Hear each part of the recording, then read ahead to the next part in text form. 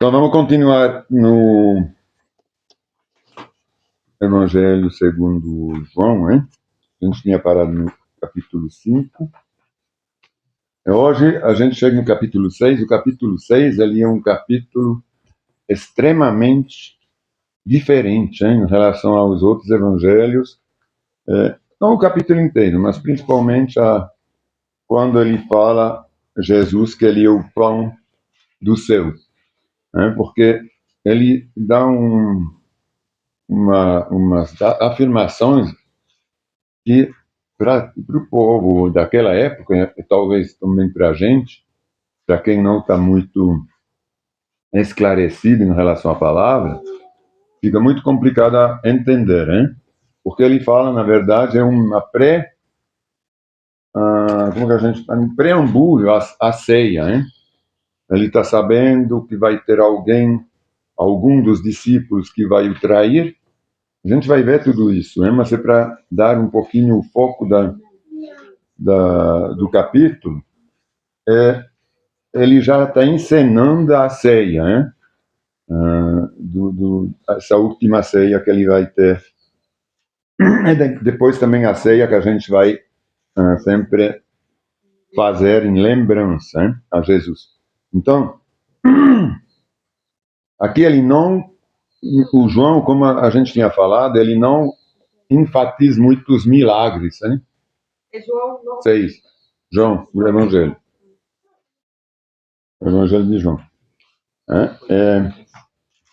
É que a gente vai até o final de João, na verdade. Não hoje.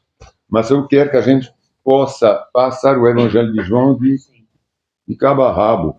Para a gente entender uma vez os Evangelhos de uma vez, assim, em seguida, não sempre pegar uns versículos ou um capítulo, depois passar para outro assunto. Então, eu acho bom, agora que a gente já tem uma certa fluência com a palavra, a gente poder também ter no coração e na mente a vida de Cristo, né? Desde o início até o final. O Evangelho de João, por isso, ele é muito sucinto, ele é muito, não resumido, mas tem poucos milagres, né? Como a gente tinha falado no primeiro capítulo, só tem 8 milagres, se não me engano, que são relatados no Evangelho de João. Então, ele é bem curto nesse sentido, mas muito enfático. Então, vamos ler. A primeira, no primeiro versículo do capítulo 6. Né? Depois disso, Jesus atravessou o mar. A gente pode lembrar, talvez, como último versículo do 5, o que tinha acontecido. Ele estava lá pregando, falando de Moisés, mas não sou eu quem os acusará diante do Pai, Moisés os acusará. Sim, Moisés em quem vocês põem a sua esperança. Se crescem de fato em Moisés, se crescem de fato em Moisés de crerem, creriam em mim, pois ele escreveu a meu respeito. Contudo, uma vez que não creem naquele que ele escreveu, como crerão em que eu digo? Depois de todas essas explanações que ele tinha dado no capítulo 5, ele vai então de volta do outro lado do mar de Galileia. Depois disso, então, Jesus atravessou o mar de Galileia, conhecido também como mar de Tiberiades.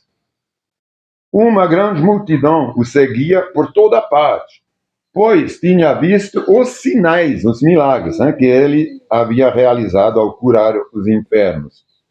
Então, Jesus subia a um monte e sentou-se, subiu a um monte e sentou-se com seus discípulos.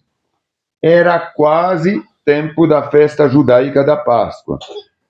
E vocês vão ver que o interessante, né, no livro de João é que em muitos capítulos começa pelo fato que era o tempo da festa da Páscoa, era logo antes da festa, era perto da festa.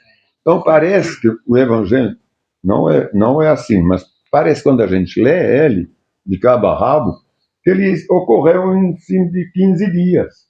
É uma história muito, assim, concentrada, hein? É muito bom para isso, o Evangelho de João. Não parece que se passaram 3 anos.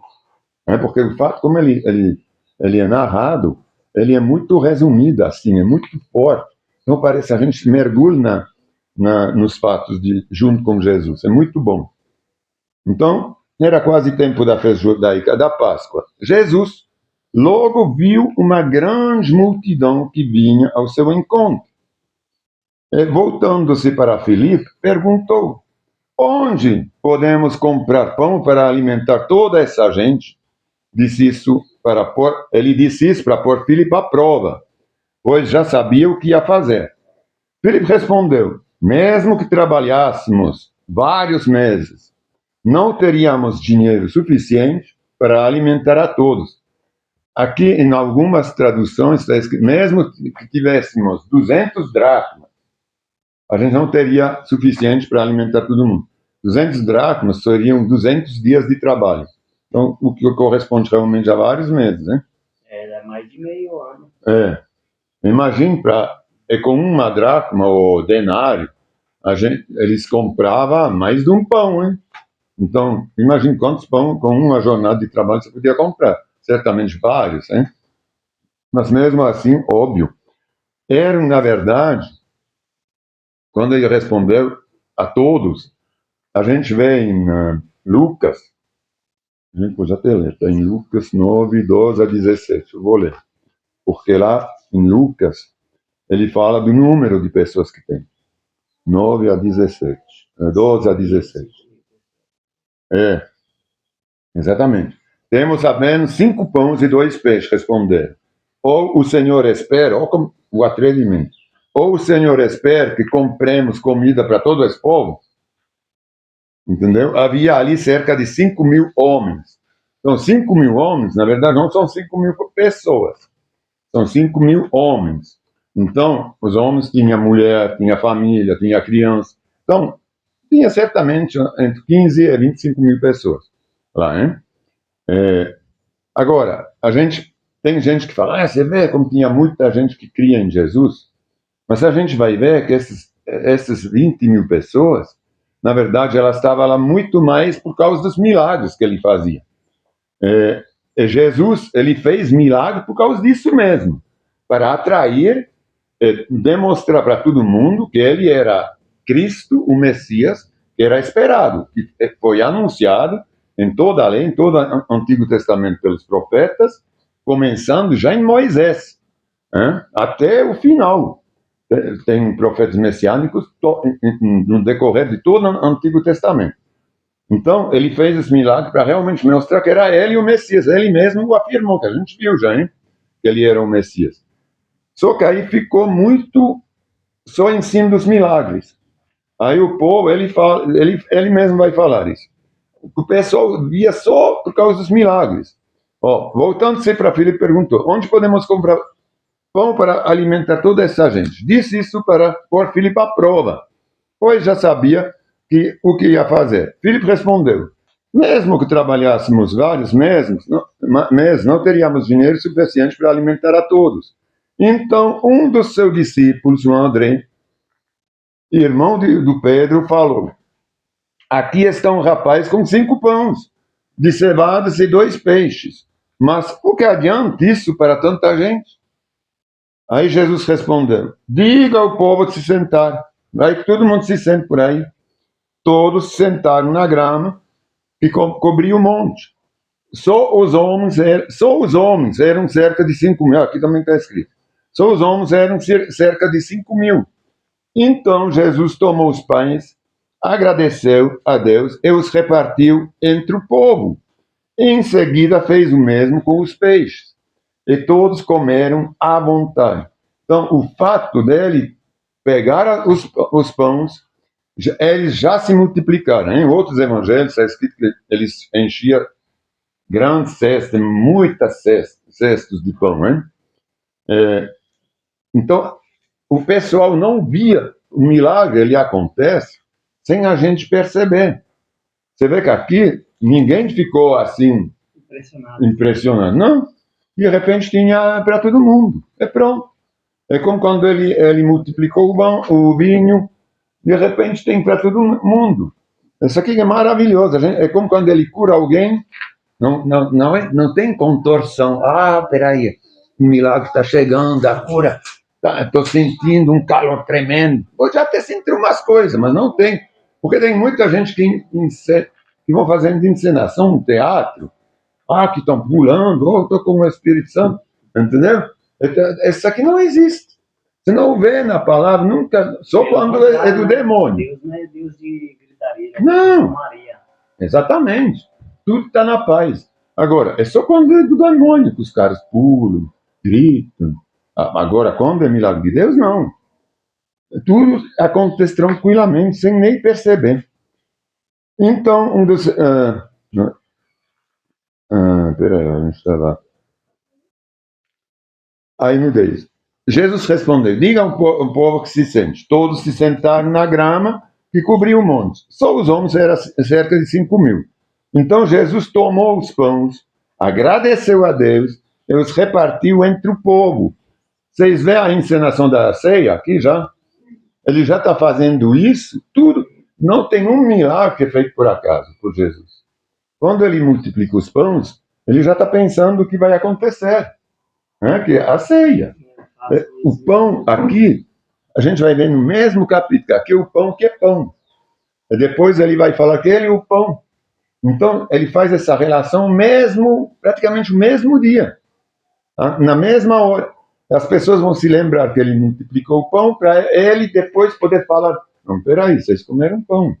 Mas quem é o pão da vida sou eu.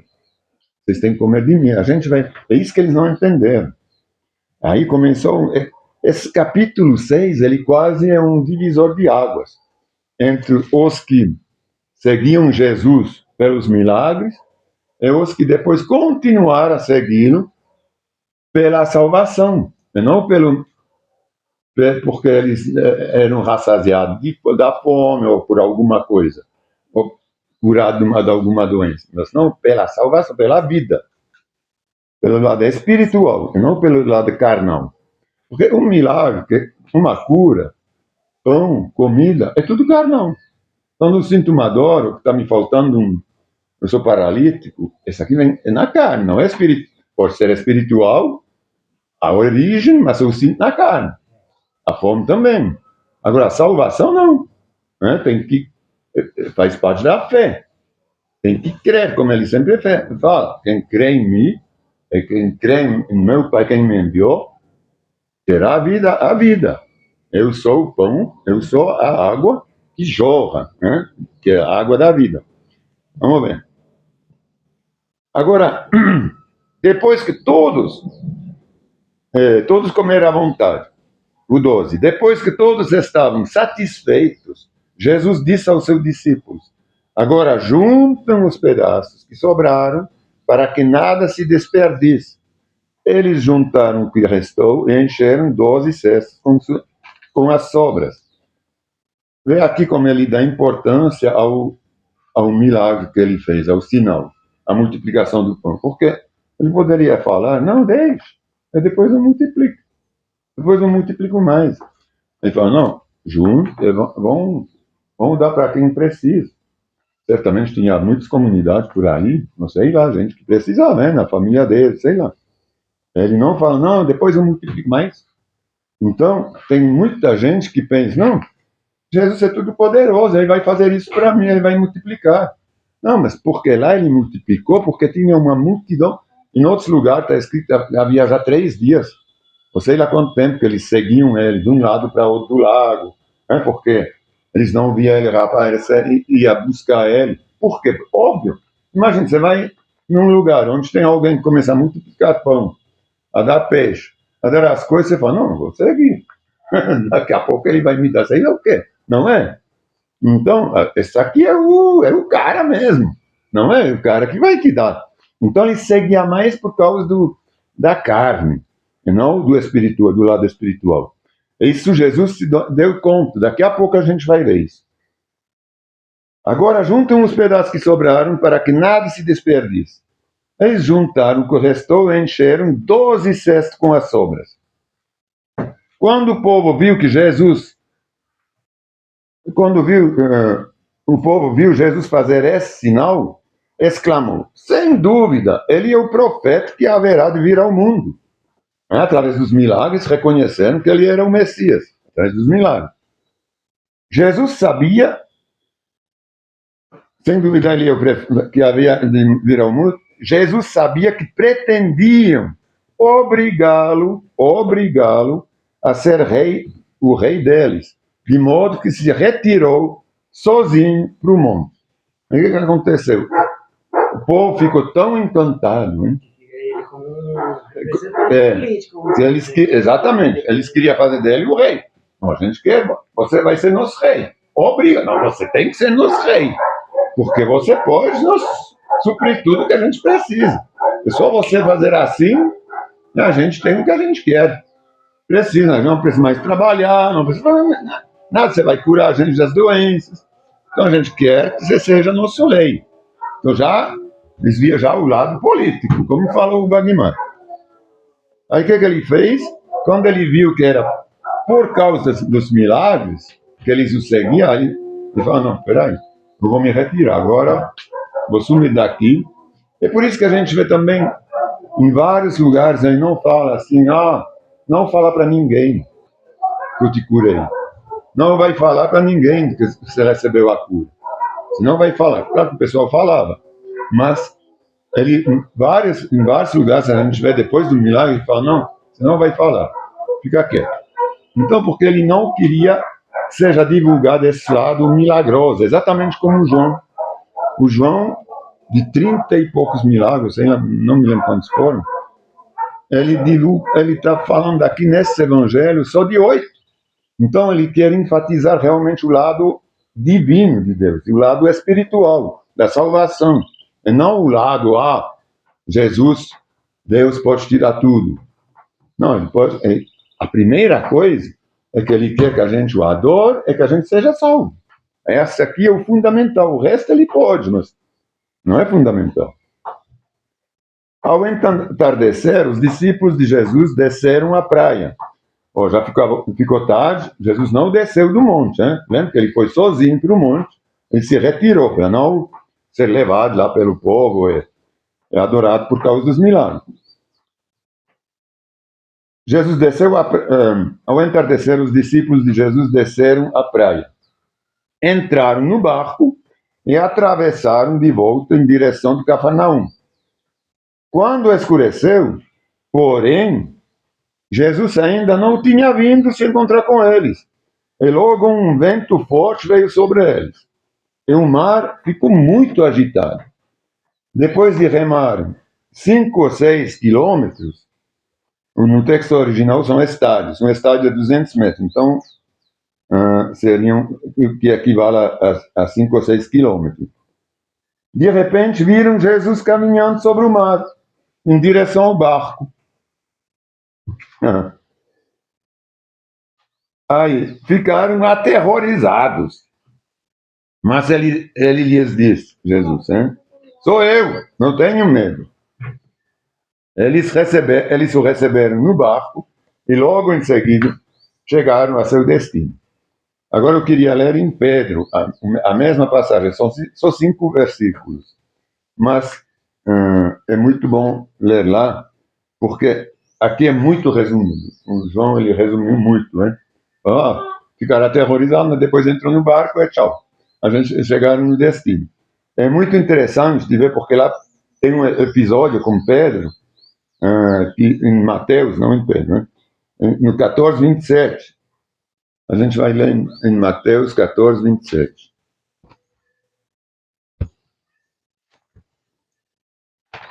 É muito interessante ler, lá está mais detalhado.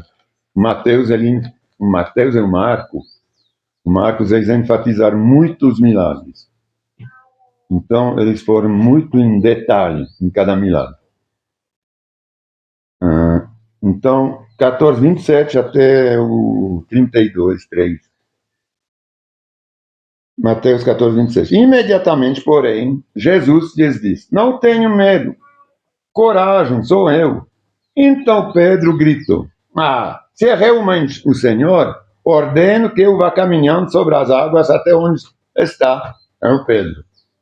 Falando, é você não, tá escuro, é um fantasma qualquer lá. Não, você está se passando por Jesus.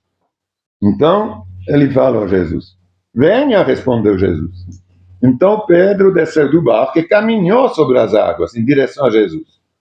Mas, quando reparou um vento forte nas ondas, ficou aterrorizado. Começou a afundar e gritou, Senhor, salva-me. Óbvio, estava ventando forte, tinha onda, então imagina andar sobre a água quando tem onda. Tem que subir as ondas, não sei como funciona isso. Ninguém pode imaginar, não é? Aí ele gritou, salve-me, porque estava começando a afundar. No mesmo instante, Jesus estendeu a mão e o segurou. Ele devia estar longe, mas Jesus, ele é onipresente, onisciente, onipotente. Então, mas certamente que ele estava longe. Aí está escrito, não, ele estendeu a mão e pegou ele. Mas talvez estava ainda a 10 metros, sei lá. Mas Jesus, ele está lá onde você está, quando precisa, né? Ele fala assim, não, Jesus estendeu a mão e pegou ele. Entendeu? No mesmo instante, Jesus estendeu a mão e o segurou. Como é pequena a sua fé, disse ele. Por que você duvidou? Quando entraram no barco, o vento parou. Então os outros discípulos o adoraram e exclamaram: de fato, o Senhor é Filho de Deus. É mais um milagre que ele fez, mas aqui não para saciar nem a fome, nem para curar. Isso agora é um milagre que não dá benefício a ninguém, né? Benefício carnal ou direto. Que só dá o benefício da glória dele, né? Ele pode controlar os ventos, ele controla tudo, qualquer coisa. Mas isso não foi para beneficiar alguém. Claro que ele beneficiou Pedro, porque não deixou ele se afogar, mas isso não era previsto no milagre, não, né, que ele duvidasse. E realmente isso todo mundo começou a adorar pelo que ele é o Senhor, pela glória dele, não pelo que ele faz assim por alguém. Entendeu? Continuando no... Eu não tenho medo. No versículo 22 do capítulo 6 de João. Agora a gente está entrando lá na parte mais difícil a entender desse capítulo, que é quando Jesus fala que ele é o pão de vida. É que ele realmente fala da ceia, lembra da ceia, já dá um prelúdio sobre a ceia.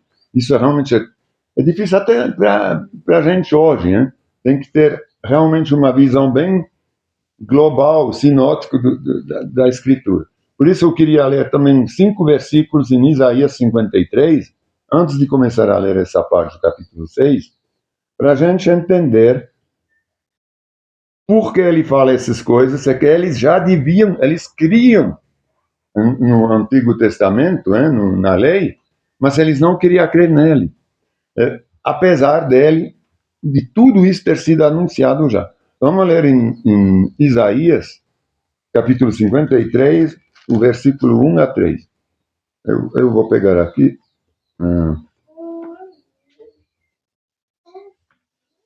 Isaías 53.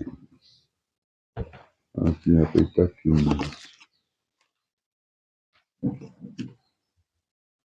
53, 1 a 3 e 10 a 11. Quem creu em nossa mensagem? Não é que ele fala, Isaías. Esse aqui, o capítulo 53, é o capítulo mais messiânico quase da palavra, que mais fala de Cristo. Quem creu em nossa mensagem? A quem o Senhor revelou seu braço forte? Meu servo cresceu em sua presença, como tenro broto verde, como raiz em terra seca. Não havia nada de belo, nem majestoso em sua aparência, nada que nos atraísse. Foi desprezado e rejeitado, homem de dores que conhece o sofrimento mais profundo. Demos as costas para ele e desviamos o olhar. No versículo 10, tem que lembrar disso, né? Eles deram as costas e desviaram o olhar dele, porque ele não era um rei, como eles queriam. Ele não queria ser rei deles. Ele não queria essa glória. Ele queria que eles reconhecessem a glória de Deus nele.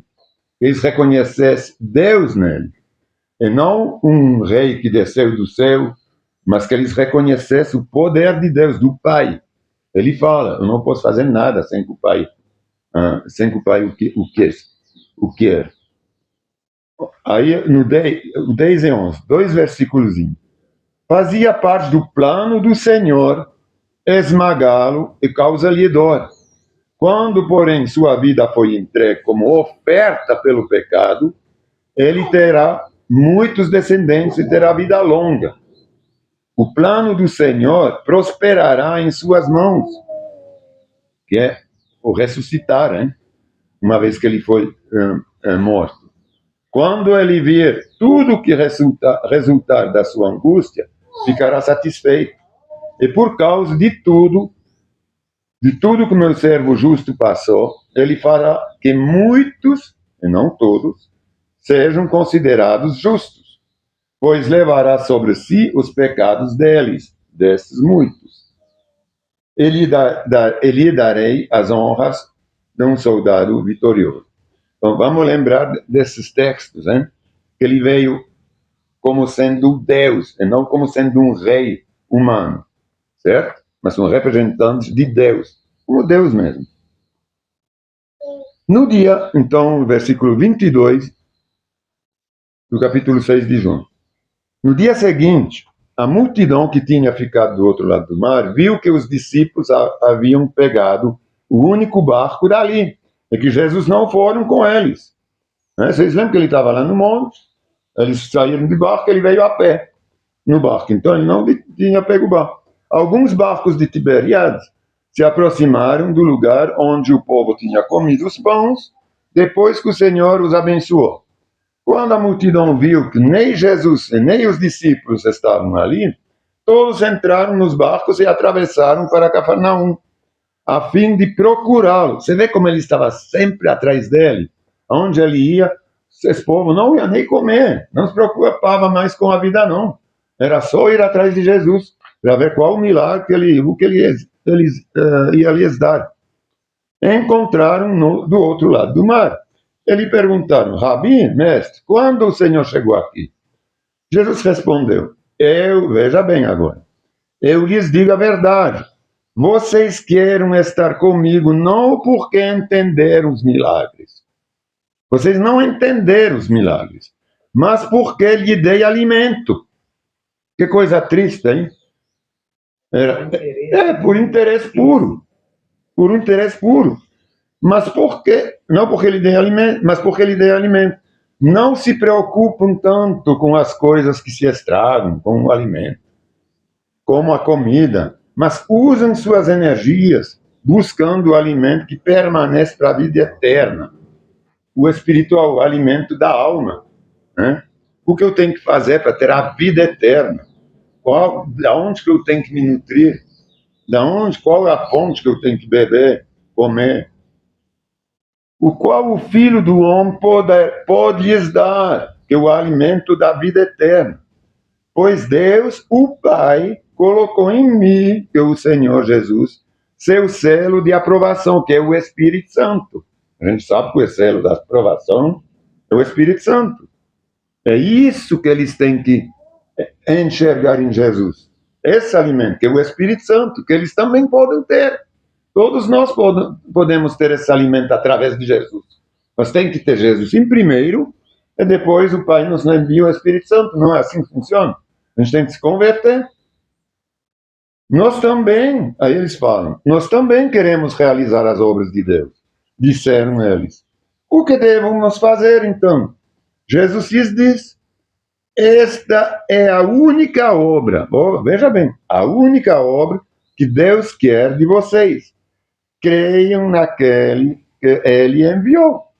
Tem que crer em Jesus. A partir daí, tudo vai decorrendo. A gente vai crer nele, vai crer nos preceitos deles, vai se arrepender, vai pedir perdão, vai fazer tudo o que Jesus quer.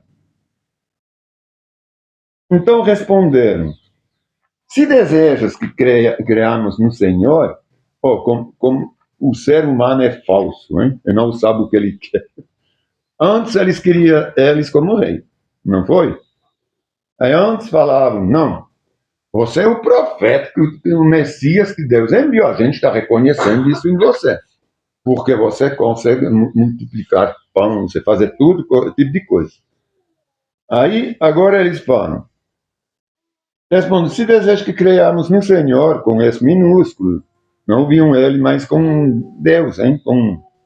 Mostre-nos um sinal, um milagre. Ele estava seguindo eles há dias, só vendo os sinais, não? O que o Senhor pode fazer? Afinal, nossos antepassados comeram manã no deserto. Comeram pão, o pão do deserto, hein? Agora a gente começa a entender um pouquinho porque ele multiplicou os pães. Porque tem toda essa ideia que ele é Deus. Eu lhes dei o pão no deserto, o maná, por 40 anos, todos os dias. Por 40 anos, todos os dias de manhã, caía o manã. Eram umas bolinhas brancas, bem pequenininhas, eles juntavam. Aí podia fazer vários tipos de receita, comer assim, ou fazer outras coisas que eles faziam. Só que ele não se guardava. Não podia ficar no sol, ele derretia. Ele não se guardava. Tinha que jogar fora à noite, porque o outro dia de manhã ele tinha bicho. Isso por quê? Porque eles deviam esperar o outro dia de manhã para ter de novo. Se a gente não tem nada, no deserto, não tem água, não tem nada. Aí o Senhor te manda comida de manhã, só que o outro dia de manhã, quando você fala, agora eu vou guardar bastante. Eu vou acumular, porque amanhã não precisa acordar para ir pegar. Então eu vou guardar. Não, quando você vê, tá cheio de bicho. Tá tudo estragado, é podre. Então você tem que pegar um novo. Não pode guardar. Só de sábado, porque eles tinham que guardar o sabá, né, naquela época da lei, só no sábado que ele durava 2 dias. Porque ele não mandava no sábado. Então, na sexta-feira, na verdade, ele durava 2 dias. Para o sábado, para sexta-feira, para o sábado. Porque sábado não ia mandar. É por 40 anos assim. Aí a gente entende, não, eu vou multiplicar os pães, vai ser um sinal para eles. Não o sinal que eles estão pedindo, era um sinal que ele era Deus que dava o pão. É tão simples. Se ele já dá um sinal, afinal, nossos antepassados comeram maná no deserto. As escrituras dizem, Moisés lhes deu de comer pão do céu. Jesus diz, eu lhes digo a verdade, não foi Moisés não, que lhes deu o pão do céu. É meu Pai que dá o verdadeiro pão do céu a você. Não foi o Pai, o Deus que deu o verdadeiro pão do céu para eles no deserto? Hoje é o Pai que dá o verdadeiro pão de novo. O verdadeiro pão de Deus é aquele que desce do céu e dá vida ao mundo. E é Jesus. Senhor, dê-nos desse pão todos os dias, disseram eles. Ainda não entenderam. Jesus respondeu, eu sou o pão da vida. Quem vem a mim nunca mais terá fome. Ele demonstrou isso multiplicando o pão. Quem crê em mim nunca mais terá sede. Mas vocês não creram em mim. Lembra de Isaías? Que ele falou? Mas quem crê em nossa mensagem. Mas vocês não creram em mim. Embora me tenham visto. Estava lá na frente e não cria. Contudo, aquele que o Pai me dá, contudo, aqueles que o Pai me dá, virão a mim e jamais os rejeitarei. Quer dizer, aqueles que creem que o Pai anunciou, o Pai, a gente vai entender agora no que ele vai falar, que são eles receberam do Pai para crer nele. Então, se eles não querem, é eles que rejeitam. Porque o Pai dá todos para ele. Ele não quer que um se perca, não é? Virão a mim e eu jamais os rejeitarei, pois desci do céu para fazer a vontade de meu Pai, que era aquele que estava mandando maná no deserto. Vocês sabem muito bem. Eu não fiz a mesma coisa agora? Não mandei pão? Eu não estou aqui? Pois desci do céu para fazer a vontade daquele que me enviou, na minha própria, e não a minha própria vontade, porque ele é Deus. E esta é a vontade de Deus, que eu não perca um sequer de todos aqueles que Ele me deu, mas que ressuscite todos no último dia. Pois é a vontade do meu Pai que todo aquele que olhar para o Filho e nele crer tenha a vida eterna. Então, é só crer que agora ele é o Filho, porque ele foi anunciado e tudo que ele está fazendo foi anunciado. Ele fala que vocês não estão crendo em mim. O próprio Isaías tinha falado, mas quem crê na nossa mensagem? Todo mundo se virou porque eles queriam um rei, ele não tinha nada. E quando eles queriam que seja o rei, ele não queria. Então todo mundo desviou os olhares dele, porque ele não veio em carruagem de ouro, com bem 6 vestido, cavalos brancos. Vestido, né? Entendeu? Porque ele não queria que o povo, ele demonstrou agora isso, não queria que o povo cresce nele por causa do que ele fazia, mas por causa da vida que ele podia dar. E esta é a vontade de Deus, que eu não perca um sequer de todos que Ele me deu, mas que ressuscite todos no último dia. Ressuscite todos no último dia, pois a vontade do meu Pai, que todo aquele que olhar para o Filho de Deus, o Filho, e nele crer, tenha a vida eterna. E eu ressuscitarei no último dia.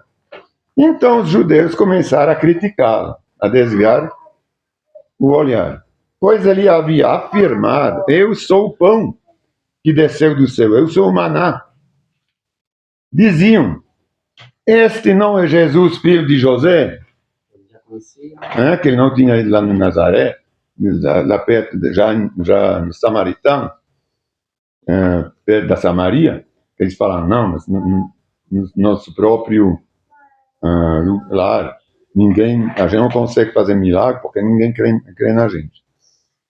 É exatamente o que eles estão falando. Você não é filho de Deus, não. Você é filho de José. Não é filho de José lá. Mas eu até entendo eles. Que não é fácil. É claro. Você me conhecendo. É óbvio, não é fácil. Um exemplo. Você... Só que se você começa também a multiplicar pão e peixe. Aí já não, realmente ele é. Não entendeu? Aí já é outra coisa. Esse não é Jesus, filho de José? Você vê? Não está falando filho de Maria. É filho de José. Não é para. Mas é verdade, a Maria não pode ser vista como sendo alguma mulher que merece adoração. Conhecemos seu pai e a sua mãe. Como ele pode dizer: eu desci do céu? Ele nasceu aqui, ó. Jesus, porém, respondeu: parem de me criticar, pois ninguém pode vir a mim se o Pai que me enviou não o trouxer a mim. E no último dia eu ressuscitarei. A gente entenda bem, se a gente vê no original, em latino, também é melhor explicado essa passagem.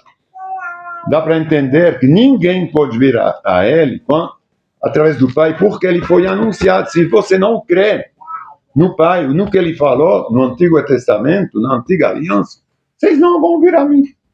Porque vocês me veem como filho de José e de Maria. Vocês não me veem como filho de Deus.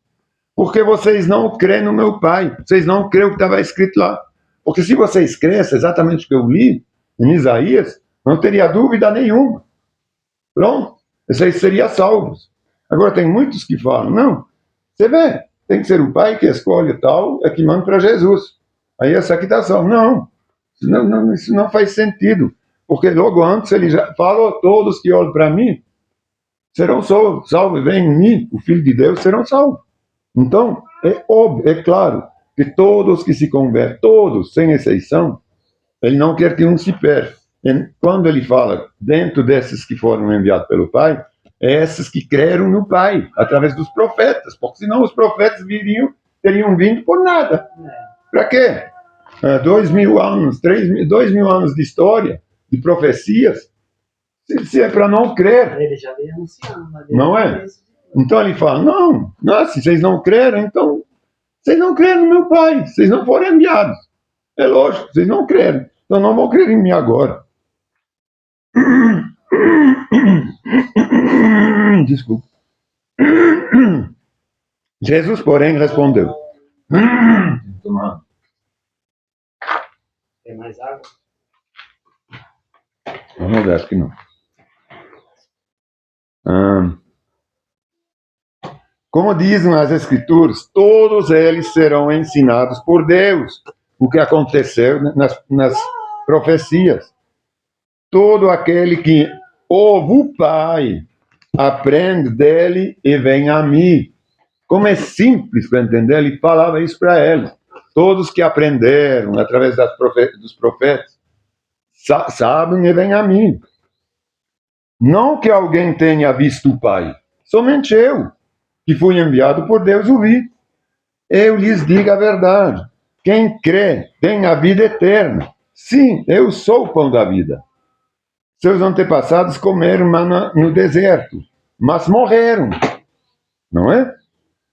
Ele teve que ir lá no Sheol para os buscar os justos, quando ele morreu. No intervalo dos 3 dias, foi 2 dias e meio, ele desceu lá, pegou eles, e quando ressuscitou, eles já ressuscitaram os justos no céu com ele, como ele tinha falado para o ladrão na cruz. Hoje ainda você estará comigo.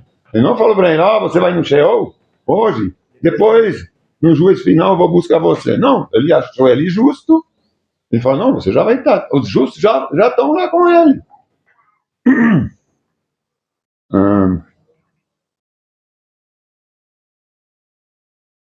Eu lhes digo a verdade, quem crê tem a vida eterna.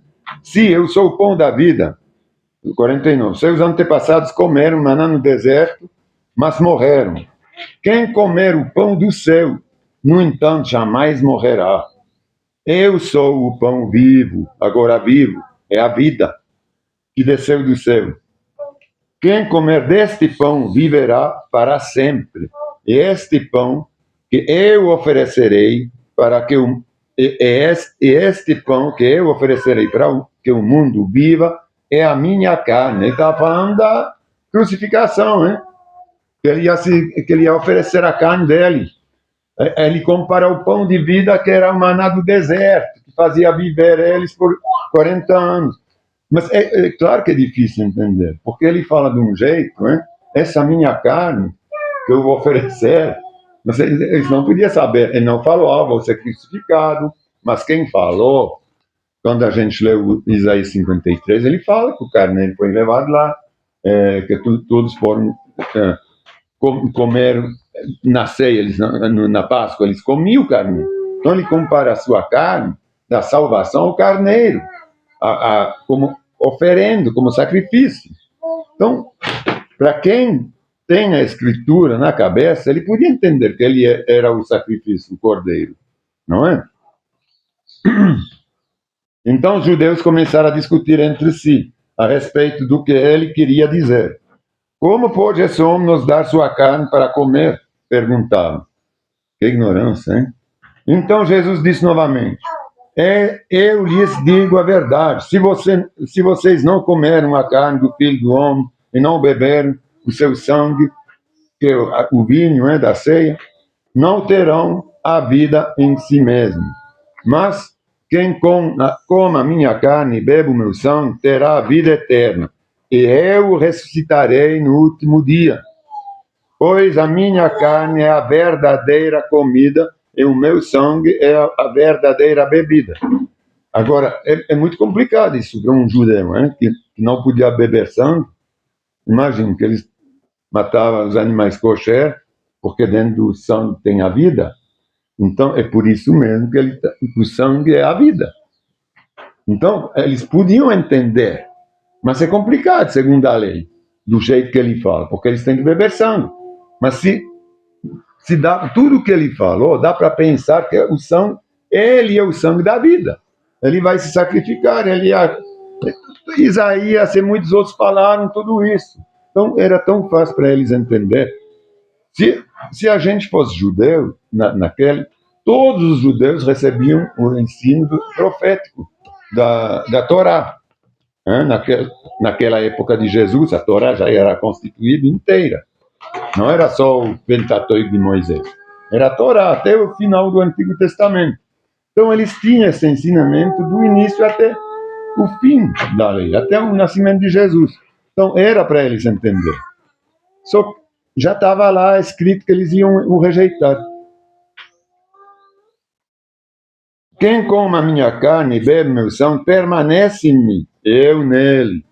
Eu vivo por causa do Pai, que vive e me enviou, da mesma forma que se alimenta de mim. Quem se alimenta de mim viverá por minha causa. Eu sou o verdadeiro pão que desceu do céu. Seus antepassados comeram maná e morreram.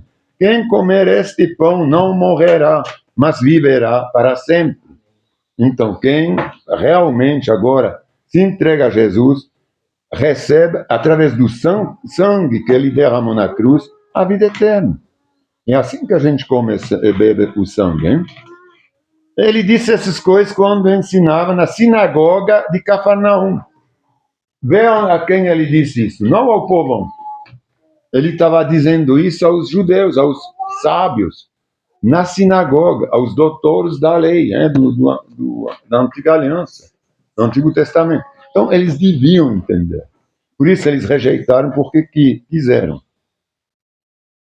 Muitos dos seus discípulos disseram, sua mensagem é dura. Como pode? Como que a gente pode acreditar na sua mensagem? É muito dura, a gente tem que tomar ação de um ser humano. Quem é capaz de aceitá-la? É inaceitável o que você está falando. Jesus, sabendo que seus discípulos reclamavam, disse, isto os ofende? Não é? Então, que pensarão se me viram? Jesus, o Filho do homem, subirá ao céu, ser levado de volta para o céu, onde estava antes. Somente o Espírito da vida. A natureza humana não realiza coisa alguma. E as palavras que eu lhes disse são espírito e vida. Então, agora ele explica. Tudo que eu lhes disse é espírito e vida. Não é uma coisa carnal. Não é sangue que vocês têm que beber. Não é carne como meu corpo que vocês têm que tomar. Eu vou me sacrificar por você. É espírito e vida. Porque a natureza humana, a carne, o sangue, não pode nada. Ele fala, a natureza humana não realiza coisa alguma. E as palavras que eu lhes disse são espírito e vida. Mas algum de vocês não crê em mim. Pois Jesus sabia desde o princípio que não acreditava nele e quem iria traí-lo. Claro que sabia, hein? Onisciente.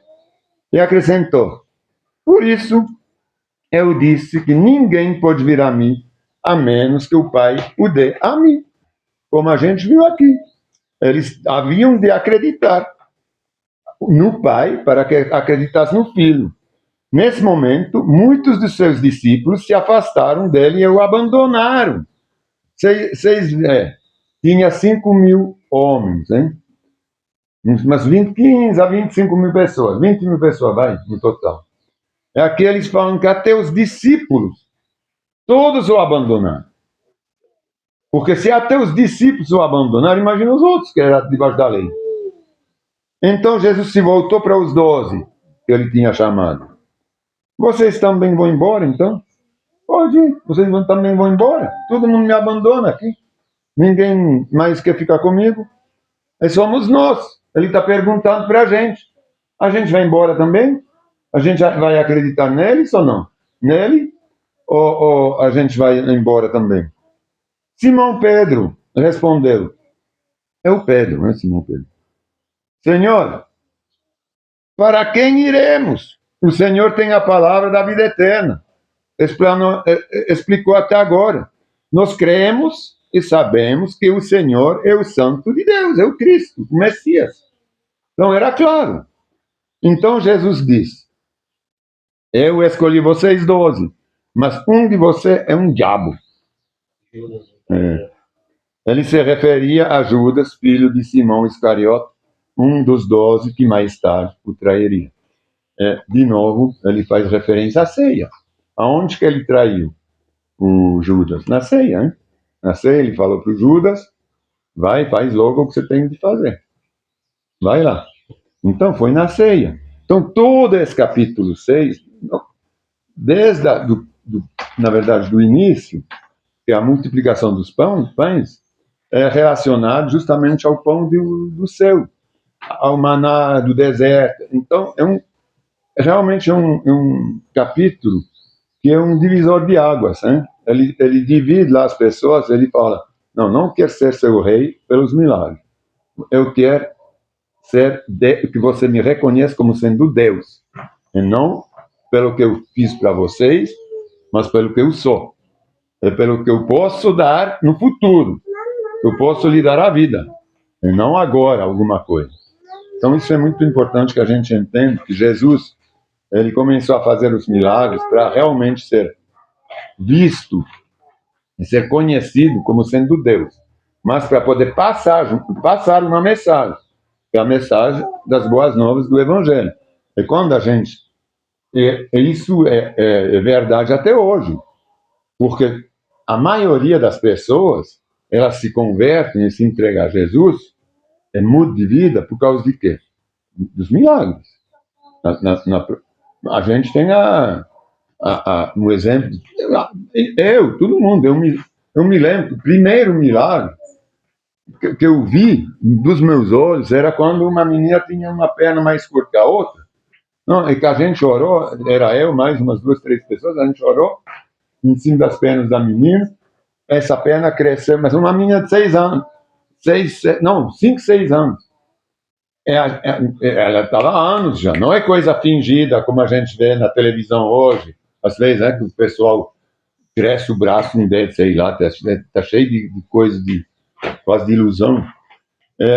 A partir daí que eu realmente falei agora, a partir de hoje, quando eu vi a perna crescer, a menina andar sem negócio mais no sapato, tirando andar normal, hoje pode vir qualquer um me falar que Deus não existe.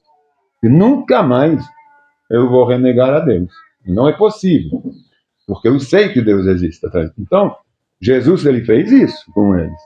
Ele demonstrou o poder através dos milagres. Só que ele queria enfatizar, ele quer que todos nós tenhamos isso no coração, que não é pelo milagre, mas é pela vida.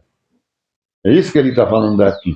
É que a gente não procura só um milagre terreno, uma vez que a gente tem um entendimento, mas que a gente procura realmente o reino do céu. Muito obrigado, Senhor, para nos dar esse entendimento, Senhor, que o Senhor é Senhor, é que o Senhor quer para nós a vida eterna, que o Senhor nos quer ao seu lado, para sempre, para toda a eternidade. E que para o Senhor, esse negócio de milagre aqui na terra, é bom, mas só numa certa época, hein? É claro que o Senhor, ele sempre vai nos apoiar, uma vez que a gente está contigo, Senhor, a gente está no reino já. O Senhor nos ajuda, nos guia diariamente, Senhor, dia após dia, o Senhor nos ajuda a passar todos os obstáculos. Mas o que o Senhor quer nos ensinar hoje é que o Senhor é o pão da vida, o Senhor é vida. E sem o Senhor a gente não tem nada. Se a gente não tem o Senhor como Senhor das nossas vidas, e não como Senhor para nos agradar aqui na terra, a gente não tem nada não, Senhor. A gente precisa de Ti para a nossa morada futura, não para a nossa morada aqui. A gente tem o Senhor já para a nossa morada aqui, mas a gente precisa ter o Senhor para o futuro. Isso que é importante, Senhor. Muito obrigado para nos fazer entender a cada um, Senhor, essa mensagem, que essa mensagem possa ficar bem clara em nossos corações, em nossas mentes, Senhor, em nossa alma, que a nossa alma, ela procure o reino em primeiro lugar, o Teu reino, Senhor. Muito obrigado, Senhor, por essa semana que começa hoje. Eu coloco entre as Tuas mãos todos os meus irmãos, Senhor, eu te peço uma bênção especial sobre esta semana que vem.